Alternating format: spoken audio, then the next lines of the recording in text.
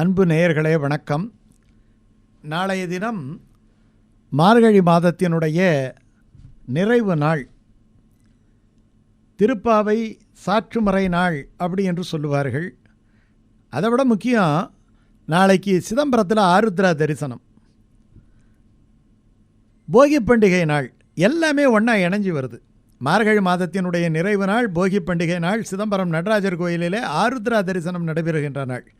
இந்த பொதுவாகவே மார்கழி மாதத்தினுடைய கடைசி நாள் தான் போகின்னு சொல்லுவோம். இந்த போகிங்கிறது வேறு ஒன்றும் கிடையாது. போக்கி என்றால் போக்குதல் என்ற அர்த்தம். அந்த போக்குதல் என்பது தான் போகியாக மாறியது.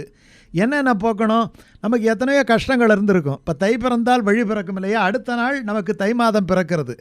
இந்த மார்கழியினுடைய நிறைவு நாளோடு நம்முடைய துன்பங்களெல்லாம் போக்க வேண்டும்.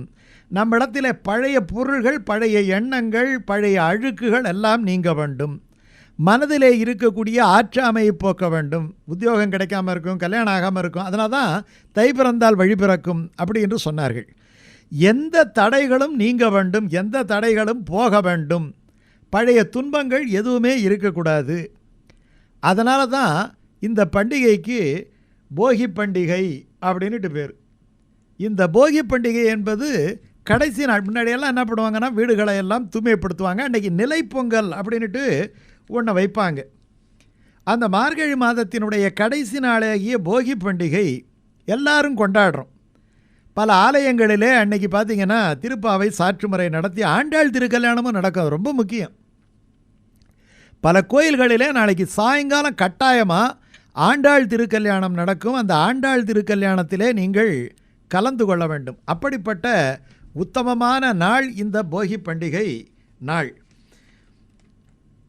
பழையன கழிதலும் புதியன புகுதலும் அப்படின்ட்டு சொல்லுவாங்க. பழசெல்லாம் தூக்கி போட்டுட்டு புதுசு வாங்கக்கூடிய ஒரு நாள் இந்த நாள்.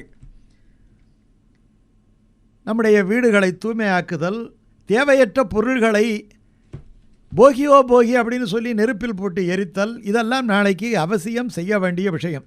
பொதுவாகவே இந்த பழைய பொருள்களை எல்லாம் எப்பொழுது நாம் எல்லாவற்றையும் நம்ம வெளியில் அனுப்பிட்டு, அதாவது பழைய பொருள்களை எல்லாம் தூக்கி போட்டுட்டு, எப்போ நமக்கு போகி பூஜை பண்ணணும், போகி பண்டிகை அன்னைக்கு விரதம் இருந்து பூஜை பண்ணணும், அன்றைக்கி நிலைப்பொங்கல் வைப்பாங்க, இது எப்போ வைக்கணுங்கிற டைம் ஒன்று இருக்குது. நாளைக்கு 11லேருந்து 12, முற்பகல் 11லேருந்து 12க்கு நீங்கள் போகி பண்டிகைக்கான அந்த வழிபாட்டினை செய்யலாம்.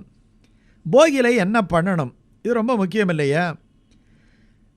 தை மாதத்தில் பொங்கல் பண்டிகை ஆரம்பித்தாலும் கூட மார்கழி கடைசி நாளிலே அதன் முதல் பண்டிகையான போகி பண்டிகை. பொங்கல் என்ன எடுத்துக்கிட்டாமேனே 4 நாள் பண்டிகை. அது பொங்கல் பண்டிகை எத்தனை நாள்? 1 போகி, மார்கழி கடைசி நாள். தை 1 அன்னைக்கு பொங்கல், தை 2 மாட்டுப்பொங்கல், தை 3 காணும் பொங்கல். இப்படி 4 நாள் இருக்குது. அதில் முதல் நாள் தான் மார்கழி மாதத்தினுடைய கடைசி நாளிலே கொண்டாடப்படுகின்ற போகி பண்டிகை. அந்த போகி பண்டிகை அன்று காலையிலே நீராடி பல்வேறு விதமான கூட்டு காய்கறிகள்னு சொல்லுவாங்க, அந்த காய்கறிகள் சமைக்கப்பட்ட உணவை பகவானுக்கு நிவேதனம் செய்ய வேண்டும். அதுக்கு டைம் தான் சொன்ன 11லேருந்து 12 முற்பகல் இந்த பொங்கலை நீங்கள் வைக்கலாம். இந்த காய்கறி சமையலை நீங்கள் அந்த நிவேதனத்தை இறைவனுக்கு படைக்கலாம். போகி அன்று நிலைப்பொங்கல் வைப்பாங்க இல்லையா, வீட்டின் முன்வாயில் இருக்குது இல்லையா, அந்த முன்வாயில் நிலைக்கு நல்லா மஞ்சள் பூசி அதுக்கு திலகமிட்டு தோகை விரித்த கரும்பு அதை வாசலில் சாத்தி வச்சு, 2 பக்கமும் சாத்தி வச்சு, வாழைப்பழம், வெத்திலப்பாக்கு, குங்குமம் இதையெல்லாம் வைத்து ஒரு நிலை, புது நிலை வைக்கும்போது எப்படி கொண்டாடுவோம்? கிரகப்பிரவேசத்தில் நிலை வைக்கிறோம் இல்லையா, அந்த நிலை வைக்கும்போது எப்படி கொண்டாடுறோமோ அதே மாதிரியே கொண்டாடணும். தேங்காய் உடைச்சி கற்பூரம் காமிச்சு எல்லாம் கொண்டாடணும். நிலத்திற்கு ஏராளமான செழிப்பை கொடுக்கும் அந்த மழைக்கு நன்றி செலுத்தும் விதமாகத்தான் இந்த படையல் போட்டு வணங்குவார்கள். அது இல்லாமல் இன்றைக்கி ரொம்ப முக்கியமான விஷயம் என்ன தெரியுமா? அந்த காலத்துல எல்லாம் பார்த்திங்கன்னா வீட்டில் பரன் மேலே இருக்கக்கூடிய பொருள்களை எல்லாம் எதெல்லாம் தேவையில்லை என்றால் அது வைக்க வைக்க சுமைதான்.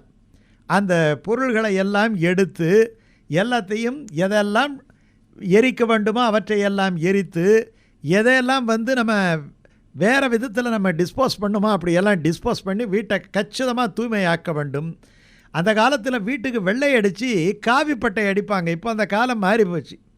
இப்போ பெயிண்டெல்லாம் ரொம்ப அடிக்கிறது கஷ்டமாக இருக்கும். ஆனாலும் நீங்கள் அந்த ஒட்டடை இல்லாமல் சுற்றி ஒட்டடையை அடித்து நல்லா புதுசாக முடிஞ்சோம்னா ஒரு கோட் நீங்கள் பெயிண்டிங் பண்ணுறதா இருந்தால் பண்ணலாம், ஒயிட் வாஷிங் பண்ணுறதா இருந்தால் பண்ணலாம். ஆனால் சுவர்களிலும் அந்த மேலே இருக்கக்கூடிய சீலிங்லேயும் இருக்கக்கூடிய அழுக்குகளை எல்லாம் நீக்கி நல்லா துணியால் துவைச்சி தரையெல்லாம் நல்ல முறையில் அழுக்குகளை எல்லாம் நீக்கி கழுவி நிலைவாசலுக்கு மஞ்சள் குங்குமம் சாத்தி நம்ம என்ன பண்ணணும், அந்த இடத்துக்கு நாங்கள் பொங்கல் வச்சு படைக்கணும். இந்த காய்கறி நிவேதனத்தை, காய்கறி கூட்டு, எல்லா விதமான காய்கறிகளையும் நம்ம நிவேதனம் பண்ணணும். எனக்கு முக்கியமாக சமைக்க வேண்டியது என்ன தெரியுமா? போளி, வடை பாயாசம், மொச்சை, சிறுதானியங்கள், பருப்பு வகைகள், இவைகளையெல்லாம் கொண்ட ஒரு சமையல். முதல்ல இதில் 2 விஷயம். ஒன்று ஆரோக்கியம், 2வது இது விவசாயிகள் தங்களுடைய அறுவடை அந்த நெல்லை எல்லாம் வச்சு, இன்னொன்று பக்கம் பார்த்திங்கன்னா ஒரு பிரிமனை ஆட்டம் கட்டி மேலே நம்ம அந்த கூடத்திலேயோ கட்டுவாங்க. அந்த இடத்துல எல்லாம் பார்த்திங்கன்னா அந்த குருவிகளெல்லாம் உள்ளே அந்த தானியங்களை எல்லாம் கொத்தி செல்லும். அப்படி வந்தால் அவர்களுக்கு பலவிதமான விசேஷமான நன்மைகள், ஒரு மங்களங்கள் அந்த வீட்டிலே நடக்கும் என்று ஒரு பொருள் இது கிராமத்தில் வழக்கம் இருக்குது. அப்படி இப்போ நகரத்தில் அதெல்லாம் செய்ய முடியாது. ஆனாலும் ரொம்ப சுருக்கமாக சொல்ல வேண்டும் என்று சொன்னால், இந்த சமையலில் காய்கறி, சிறுதானியம் இவைகளையெல்லாம் வைத்து சமைக்கப்பட்ட உணவை நம்ம என்ன பண்ணணும்னா 11லேருந்து 12 மணி வரைக்கும் படைக்க வேண்டும். ஆனால் இன்றைக்கி என்ன பாசுரம் என்று சொன்னால், இன்றைக்கி 2 பாசுரம் இருக்குது. அதில் இதுக்கு சாற்று பாசுரங்கள்னு சொல்லுவாங்க. இந்த படைக்கும்போது மார்கழி நிறைவு நாளாக இருப்பதால், சிற்றம் சிறுகாலை வந்துன்னை சேவித்து உன் பொற்றாமரையடியே போற்றும் பொருள்களாய் பெற்றம் மேய்த்து உண்ணும் குலத்தில் பிறந்து நீ குற்றேவலங்களை கொள்ளாமல் போகாது இற்றைப் பறை கொள்வான் அன்றுகான் கோவிந்தா எற்றைக்கும் 7 பிறவிக்கும் உன் தன்னோடு உற்றோமேயாவோம் உனக்கே நாம் ஆட்செய்வோம் மற்றை நம் காமங்கள் மாற்றேலோரம்பாவாய். இது ஒரு பாட்டு. இது பாட்டு 29ஆம் பாட்டு. இந்த தரம் மார்கழி மாதம் 29 நாள் தான். ஆனால் 30 பாட்டு பாடியிருக்கிறாங்க. இந்த 30வது பாட்டு என்பது இந்த 29 பாட்டு பாடினால் என்ன நன்மை கிடைக்கும், என்ன பலன் கிடைக்கும் என்று சொல்லப்படுகின்ற பலச்சுருதி பாட்டு. அந்த பாட்டின் மூலமாக இந்த உலகத்திலே எல்லோரும் நன்றாக வாழ வேண்டும் என்கிற பிரார்த்தனையை நாம் பகவானிடத்திலே வைக்கிறோம். ஆண்டாள் நமக்கு காட்டி கொடுத்த வழி இது. அந்த பாசுரம் நாளைக்கு சொல்லணும். வங்கக் கடல் கடைந்த மாதவனை கேசவனை திங்கள் திருமுகத்து சேயிழையார் செஞ்சிரஞ்சி அங்கப்பறை கொண்ட வாற்றை அணிபுதுவை பைங்கமலா தண்டெறியல் பட்டர்விரான் கோதை சொன்ன சங்கத் தமிழ் மாலை 30 தப்பாமே இங்கு இப்பரிசுரைப்பார் 2 மால்வரைத்தோள் செங்கண் திருமுகத்து செல்வத் திருமாலால் எங்கும் திரு அருள் பெற்று இன்புறுவரம்பாவாய். இந்த பாடலையும் பாடி நாளைக்கு 11லேருந்து 12 வரைக்கும் மறக்காதீங்க. நாளைக்கு கோயிலில் போயிட்டு இந்த சாற்றுமறையில் கலந்துக்குங்க. ஈவினிங்கில் ஆண்டாள் திருக்கல்யாணம் பலவிதமான கோயில்களில், பெருமாள் கோயிலில் பெரும்பாலும் நடக்கும். அந்த ஆண்டாள் கல்யாணத்துக்கு நீங்கள் சென்று அந்த ஆண்டாளை இந்த கல்யாண கோலத்திலே வணங்கினால் உங்களுடைய இஷ்ட சித்தி எல்லாமே இந்த தை மாதம் பிறந்தவுடனே நிறைவடையும். அதை தவற விட்டு விட வேண்டாம். நாளை போகி பண்டிகை, துன்பங்களை போக்கும் பண்டிகை என்பதை மறந்து விடாதீர்கள்.